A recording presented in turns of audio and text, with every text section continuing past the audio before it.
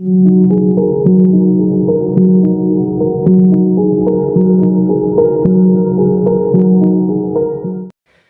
ही तरफ local players थे, दोनों ही तरफ नेपाल के प्लेयर्स थे और लेकिन आप अगर देखेंगे तो एक तरफ ऐसी परफॉर्मेंस हुई है लोकल प्लेयर्स की कि दूसरी तरफ वाले कहीं ना कहीं शर्मा कर अपनी नजरें छुपा लें। ये हाल रहा है आज के इस मैच का, कहना तो बिल्कुल गलत नहीं होगा। एक तरफ काठमांडू नाइट्स बिना किसी ओवरसीज प्लेयर के पूरी की पूरी लोकल टीम, ऐसा लग रहा था शायद कोई पीएम कप का मैच चल रहा है, उनकी तरफ से प्लेइंग 11 देख के ऐसा लग रहा था कि पूरी लोकल प्लेयर्स थे, पूरी फौज थी लोकल प्लेयर्स की, लेकिन पूरी फौज मिलकर सिर्फ 80 रन के अंदर ढेर हो गई। वहीं पर दूसरी तरफ अगर आप देखेंगे लोकल प्लेयर्स की, उनकी चर्चा अभी जरूर करेंगे इस एनालिसिस में। आज की बात करें, सबसे पहले कांग्रेचुलेशंस विराट सुपर किंग्स को, जितने भी लोग सपोर्ट कर रहे थे या विराट सुपर किंग्स को भी कि आप पहुंच गए आप क्वालिफाइड 2 में, जहां पर आपका सामना होगा जनकपुर रॉयल्स की टीम से। बहुत अच्छा मैच वो भी एक हो सकता है जो कि होना है कल, उसके बाद जो जीतेगा वो फाइनल पहुंचेगा। लेकिन आज की मैच की यहाँ बात करें, पहले विराट सुपर किंग्स ने यहाँ टॉस जीतकर पहले बैटिंग करने का फैसला लिया और कहना होगा कि शुरू का फेज देखें अगर बिल्कुल अर्ली एक आध ओवर का फेज देखें तो उन्हें एक बहुत बड़ा शॉक लगा जब उनके गुरांशु शर्मा और अर्जुन सौद पवेलियन लौट गए। लेकिन उससे पहले फेज बाय फेज जरूर समझाएं। बिल्कुल, और ये आपने सही कहा, शुरुआत में ही 2 विकेट गिरे और बहुत जल्दी, जी हाँ, विकेट गिर गए दोनों के दोनों, डबल डिजिट भी क्रॉस नहीं किया था, सिंगल डिजिट में आउट हुए दोनों ही प्लेयर। पर उसके बाद यहाँ पर एक फिर से पार्टनरशिप हुई जो इस टूर्नामेंट में हमें इंटायर टूर्नामेंट में काफी ज्यादा हमें देखने को मिली है इन दोनों के बीच में पार्टनरशिप। और 77 रन 10 ओवर में बनाए विराटनगर ने, 77 रन जोड़ दिए विराटनगर ने इस 10 ओवर में। बहुत अच्छी रिकवरी 2 विकेट के बाद, बेहद ही शानदार रिकवरी की यहाँ पर विराटनगर के बल्लेबाजों ने, टीम ने। उसके बाद जी हाँ 11 से 20 में ओवरों के बीच में 105 रन,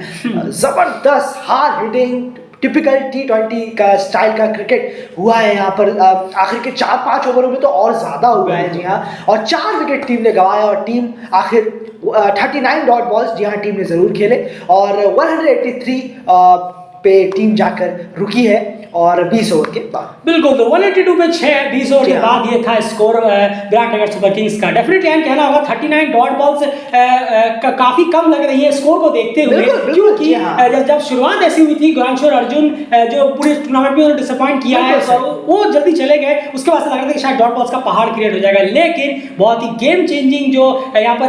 पार्टनरशिप रही है वो रही है रोहित पटेल और हसन दलत के बीच में। हसन दलत लगातार स्कोर कर रहे हैं इस टूर्नामेंट में। अगर हम ओवरसीज प्लेयर्स की बात करें, और उनके साथ साथ रोहित पटेल ने भी लगातार यहाँ परफॉर्म किया है। यार इस दोनों ये जो दोनों की इनिंग रही है, ये किस मायने में आपको थोड़ी अलग लग रही है एक दूसरे से? दोनों ने किस तरह का रोल निभाया इस पार्टनरशिप में? जरूर देखिए, तेज भी खेले हैं दोनों ही बल्लेबाज, तेज खेले हैं, रन्स निकाले हैं। जब रन्स भी चाहिए आपको, मैच के इंपॉर्टेंस को भी आपको समझना होगा, तो आपको बोर्ड पर रन्स भी लगाने होंगे। ये बहुत इंपॉर्टेंट मैच था, ये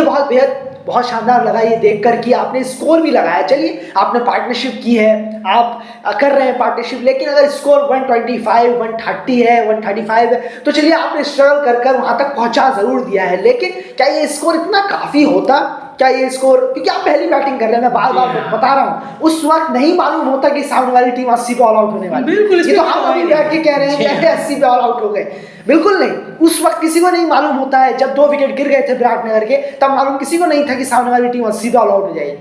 तब अगर आपके 130 125 का मामला करते पार्टनरशिप के बाद, तो फिर वो जस्ता नहीं। चलिए ठीक है, पार्टनरशिप हो गई, कोई बात नहीं, आपने स्ट्रगल किया काफी, और फिर गारंटेड ये डॉट बॉल्स भी 50 पार कर जाती।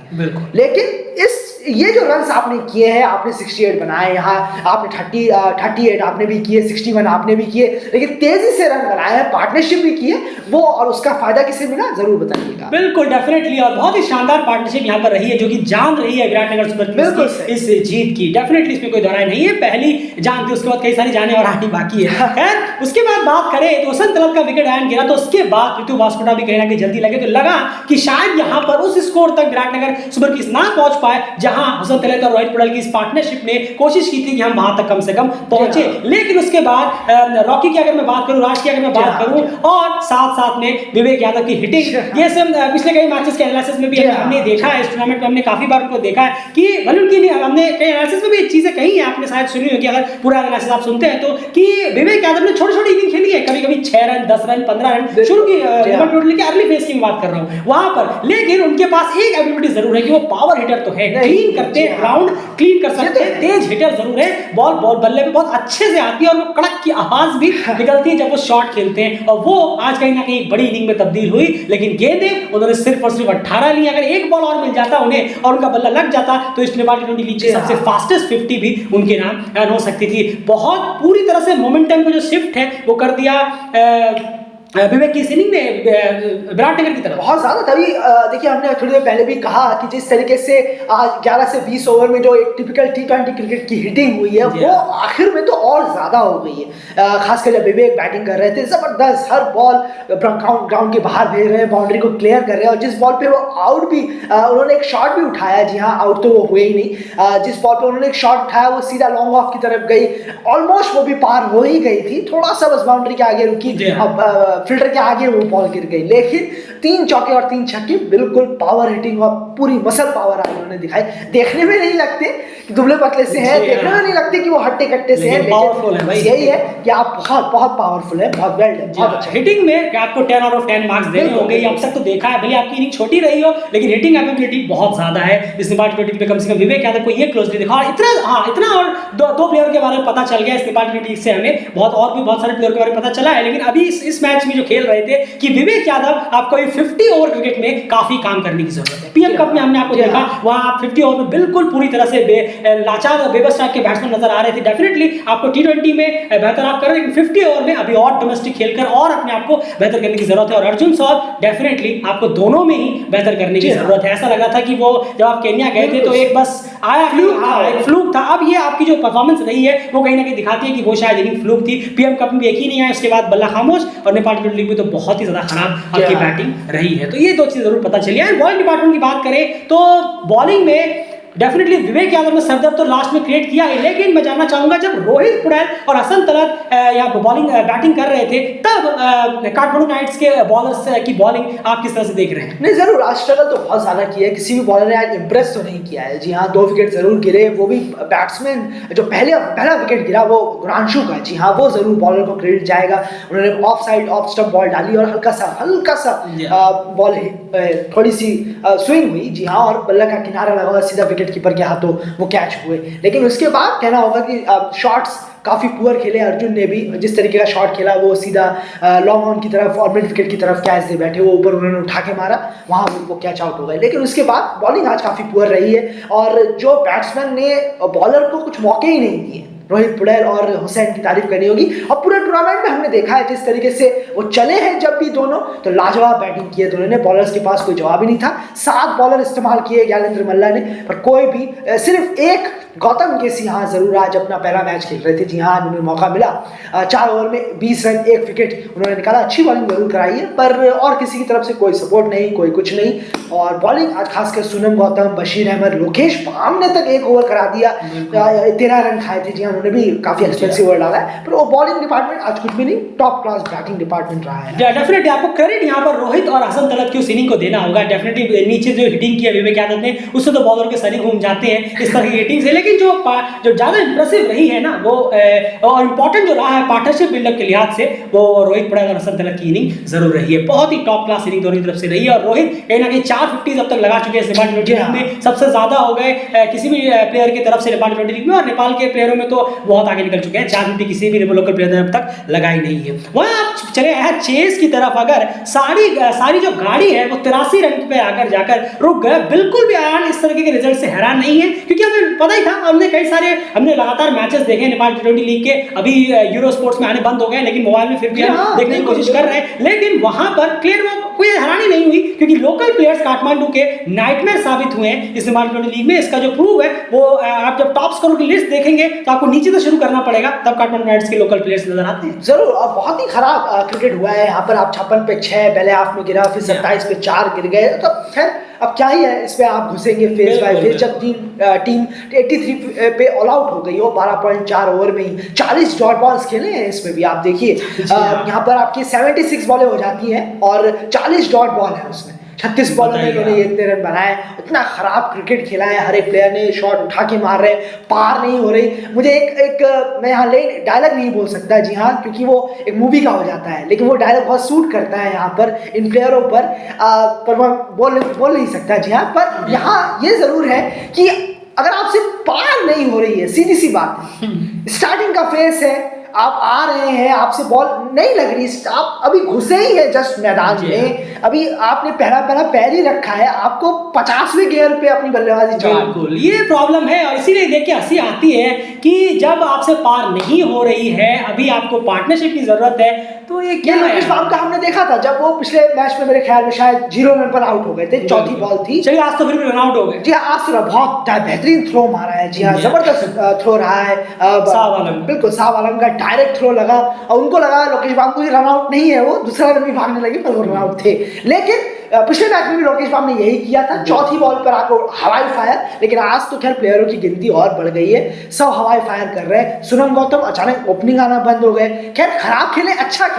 अच्छा भी उन्होंने ओपनिंग में आके किया था, तो आपने फिर नीचे कर दिया, थोड़ा अजीब लगा। बाकी प्लेयर तो खैर इतने खराब खेले कि क्या बोलेंगे। बिल्कुल, उसके बाद लिस्ट बहुत लंबी है, संतोष कार्की हो, ज्ञानेंद्र मल्ला हो, 15 रन, जी हाँ, ये नेपाल टी20 लीग में डिजास्टर परफॉर्मेंस है उनका,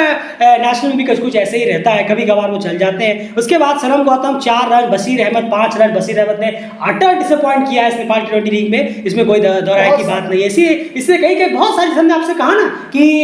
13 तारीख को जो हम आपके सामने वीडियो प्रेजेंट करने वाले हैं कि हमने पिछले 1-2 सालों में बहुत अच्छे से नेपाल क्रिकेट के सारे डोमेस्टिक वगैरह सारे प्लेयर्स, टी20 के प्लेयर्स, 50 ओवर के player, PM cup, home away, हर जगह, हर कंडीशन, हर कप्तानी में हर तरह की पॉलिटिक्स सब कुछ देखने के बाद कहीं ना कहीं अब हमने अपनी जो स्क्वाड है वो रेडी कर ली है कि आने वाले जो भी चैलेंजेस हैं नेपाल के लिए, आने वाले टी20 के जो बड़े टूर्नामेंट्स होने वाले हैं या फिर एसीसी के, आईसीसी के, 50 ओवर के, वो सब कुछ के लिए ओडीआई टी20 की हमने एक स्क्वाड रेडी करी है, तो 13 तारीख को आपके सामने प्रेजेंट करेंगे। और ये सब चीजें जो है बहुत सारी चीजें हमने देखी भी है, खैर उसमें कमल हरी 10 रन, उसके बाद फिर ज्यादा कुछ बचता नहीं है बैटिंग में। यार बॉलिंग डिपार्टमेंट की बात करूं, सिर्फ एक सवाल पूछूंगा बॉलिंग में, सूर्य तमाल की बॉलिंग लेंथ अच्छी थी या फिर आपको लगता है कि काठमांडू नाइट्स ने भी पूरा हेल्प किया है बैट्समैन? नहीं, जरूर अच्छे तो हैं, खैर उन्होंने टूर्नामेंट में कुछ अच्छे इंप्रेस तो किया, ये पहली बार नहीं है, बिल्कुल बहुत अच्छे इंप्रेसिव स्पेल जरूर डाले उन्होंने। पर आज जिस तरीके का क्रिकेट यहाँ पर खेला है काठमांडू ने, उन्होंने दिक्कतें जरूर पैदा की हैं, जरूर उनकी दिक्कतों की वजह से भी यहाँ विकेट्स मिले। ऐसा नहीं है कि सब बैट्समैन खराब खेल रहे थे तो आप बॉलर को क्रेडिट ना दे, जरूर उनको क्रेडिट बनता है, बहुत अच्छी बॉलिंग कराई है उन्होंने। पर एक इंटेंट, अगर सामने और टफ इंटेंट होता तब आप और ज्यादा आपको हम देख पाते और ज्यादा क्लियर समझ पाते, लेकिन सामने का वाले का जो इंटेंट था ना वो बड़ा खराब था। यानी सामने वाली टीम से मेरा मतलब है काठमांडू नाइट्स के बैट्समैन, या मैं आपको नहीं कह रहा, मैं साथी को कह रहा हूँ, मैं काठमांडू नाइट्स के बैट्समैनों को ही कह रहा हूँ। जब उनका इंटेंट ही नहीं है जनाब तो फिर रहने ही दीजिए, फिर क्या बॉलिंग की यहाँ बात की जाए। कियान जोसेफ ने भी जब से आए हैं तब से वो भी बहुत अच्छा कर रहे हैं, जी हाँ, बहुत अच्छी बॉलिंग हुई है। साहब आलम ने भी बहुत अच्छी बॉलिंग कराई है और सूर्य तमाम आप बहुत अच्छा कर रहे हैं, टूर्नामेंट में भी आपने अच्छा किया और आज 4 विकेट निकाले, बहुत अच्छा। बिल्कुल, तो इसमें कोई दोहराई नहीं है। अब जैसे सिंपल सी बात है, जो इंटेंट की अहम बात कर रहे हैं, रोहित पुराल और हसन तलत की तरफ से जो इंटेंट देखने को मिला, जो पार्टनरशिप देखने को मिली, क्लियर कट है। अगर आप इस पूरी काठमांडू नाइट्स की बैटिंग लाइनअप में अगर आप पूछेंगे कि वो 2 प्लेयर कौन से होने चाहिए, बहुत ही आसान है, ज्ञानेंद्र मल्ला और सनम गौतम। इन दोनों को वो स्टेप अप देना चाहिए था, वो पार्टनरशिप देनी चाहिए थी, एक बेस तैयार करके देना था जिसका कहीं ना कहीं नीचे के प्लेयर्स आकर इस्तेमाल कर पाते। लेकिन जब इतना बड़ा पहाड़ 56 पे 6 कप्तान बैठे हुए हैं, वो भी जल्दी में, सब जल्दी में, तो यही होना था। फिलहाल इस एनालिसिस में इतना ही। और विराट नगर सुपर किंग्स जो है कल खेलेगी जनकपुर राइड्स के साथ, उसमें जो जीतेगा वो खेलेगा लुम्बिनी ऑल स्टार्स के साथ फाइनल। 2 इंटरेस्टिंग मैचेस आने बाकी हैं। चैनल को सब्सक्राइब करिए, वीडियो को लाइक जरूर कर दीजिए, अपनी राय कमेंट बॉक्स में जरूर रखिए, और आपको अगर एनालिसिस पसंद है तो प्लीज वीडियो को लाइक जरूर करिए। और वापस से आपको एक बार रिमाइंड दे दें, 13 तारीख को हम प्रेजेंट करेंगे आपके सामने आने वाले जितने भी चैलेंजेस हैं टी20 या फिर वनडे के लिए, हमारी जो है डेलीगेट की तरफ से 16 मेंस की जो स्क्वाड है टी20 आई और ओडीआई की नेपाल की हमारी क्या रहेगी, जो आपके सामने 13 तारीख को प्रेजेंट जरूर करेंगे। जरूर चैनल को सब्सक्राइब कर लें, नोटिफिकेशन 13 तारीख को आपको टाइम पे मिल जाए। फिलहाल इस वीडियो में